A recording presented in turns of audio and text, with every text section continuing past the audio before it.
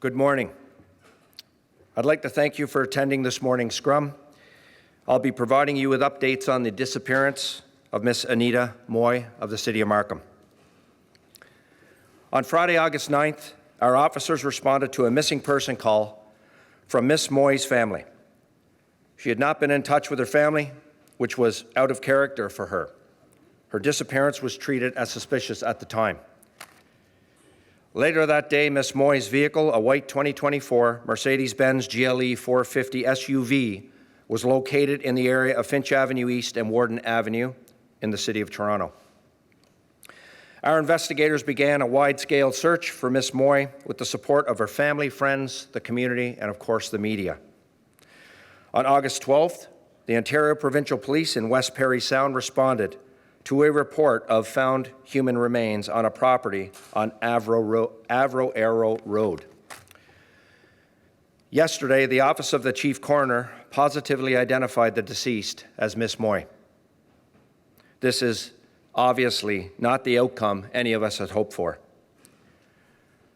3 youths have been charged in connection with Miss MUI's disappearance and face firearms and fraud-related charges. Our investigators are looking for any witnesses, dash cam or CCTV video of a vehicle of interest in this crime, a white 2019 Mercedes-Benz Sprinter cargo van. We believe Miss MUI was transported in this vehicle and are asking anyone who may have seen it in the area of 3821 Vandorf Side Road in the town of Whitchurch-Stouffville, on or in the area of Avro Road and Highway 400 in Parry Sound between August 9th and August 12th to please contact our investigators. We believe Miss MUI was targeted, and our homicide unit will continue the investigation until we find the individuals responsible for her death.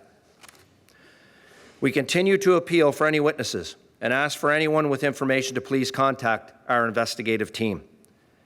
I'd like to take this opportunity to thank everyone who assisted in the search for Miss MUI, including her family, friends, the community, and the media.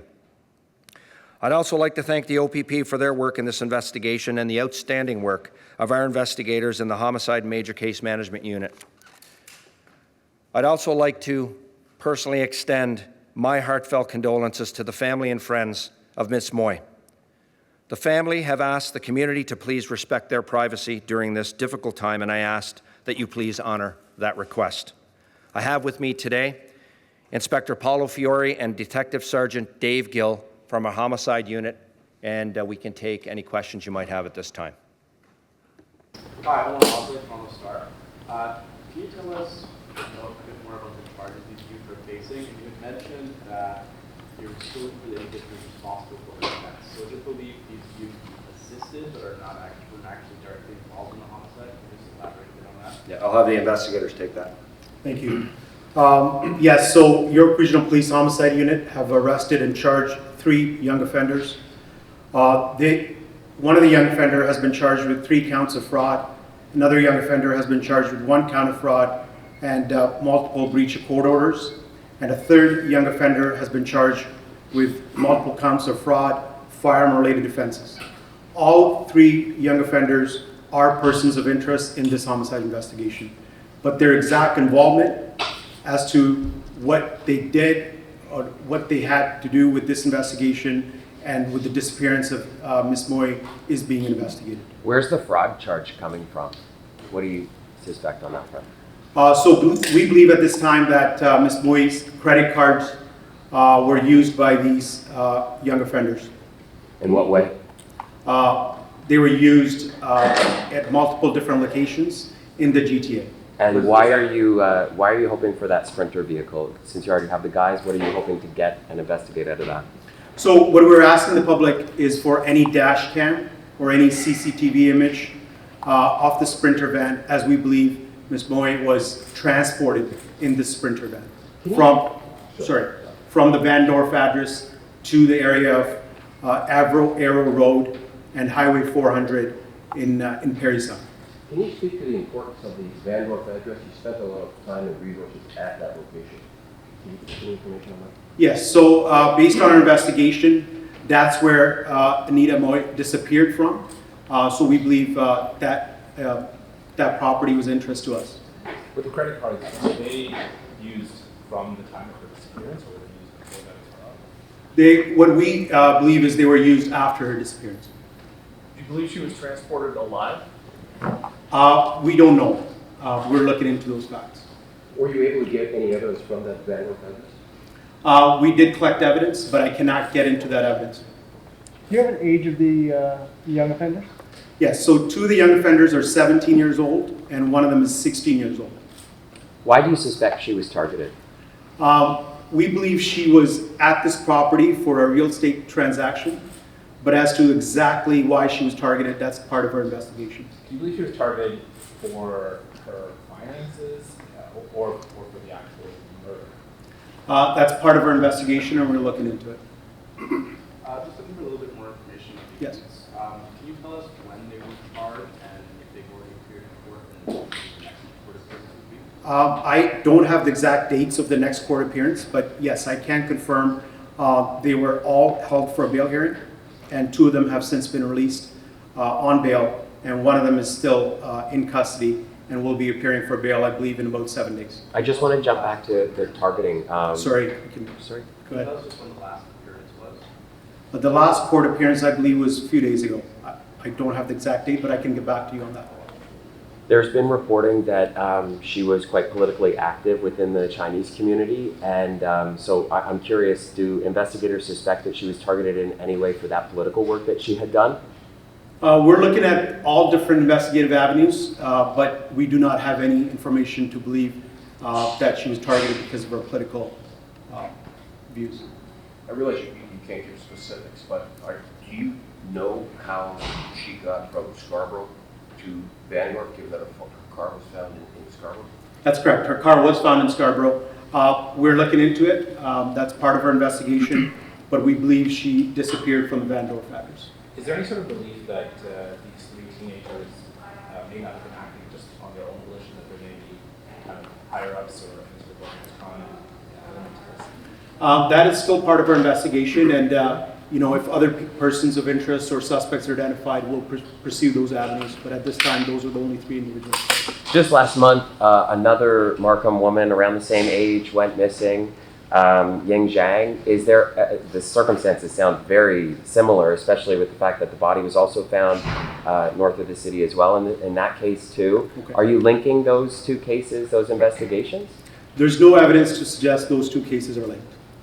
What were the circumstances of finding her body at that location up in Parry Sound? Sorry, can you repeat your question? What were the circumstances? How did whoever found it find the body, hide the body? I believe OPP was contacted as somebody had been on that property and noticed what they believed was suspicious, and that's when the Ontario Provincial Police engaged and started an investigation. And what was the condition of her body, the human remains?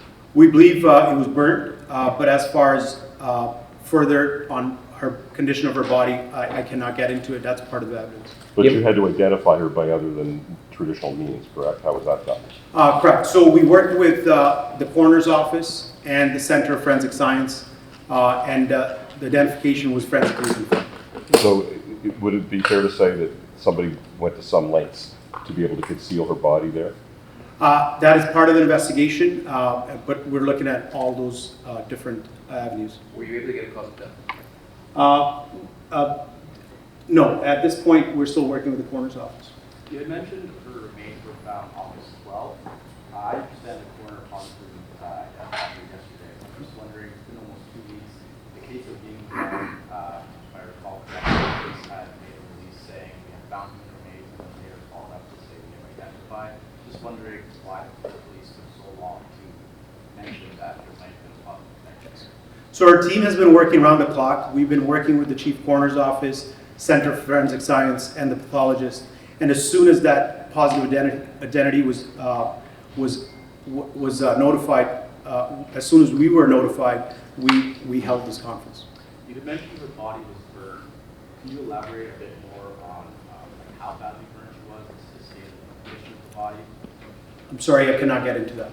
Can you say when she was found, like, can you tell us a bit just about sort of the circumstances of that, like what led to that? I don't have that information, and that's not something that I'm prepared to get into, because once anybody is arrested, that'd be part of the evidence. And in order not to jeopardize the prosecution and the integrity of the investigation, I cannot get into it. Is it- Question, was she put it on like a private property, or was this just, that area can be sort of wild, you might say, was it just, she sort of dumped? It was out in the open, that's all I can say. In terms of her being targeted, is it believed she was targeted in relation to any of her business activities? All we know is that she was at this property where she disappeared from as part of a real estate business, but we're still investigating the exact cause of her disappearance. And to be clear, police are still looking for people involved. Are we anticipating homicide charges? Is there anyone who's been identified as involved in department's? Yes. So, like it's been stated here, she was murdered. This is a homicide investigation, and we'll pursue every avenue and every evidence that we get, and we'll see where it takes us. But to drill down on that last question, are you looking for any specific suspects at this point? There's nobody that has been charged with the murder, or there's nobody that we have a arrest warrant out for at this time. Just to clarify, just to pick up on this question. Sure. You have stated that these three youths who were arrested are persons of interest. Correct. With the third charge in Are they still being investigated potentially for murder at this point? Yes, they are persons of interest, and we're investigating every avenue in this case. We will take just 2 more If you have Are they in questions. custody right now? Like I said earlier, 2 of them have been released, and 1 of them is still in custody. If you haven't figured out her cause of death yet, how do you know that she was murdered? Based on all the evidence and the totality of the investigation, we believe she was murdered. Okay, thank you. Thank you. Can we just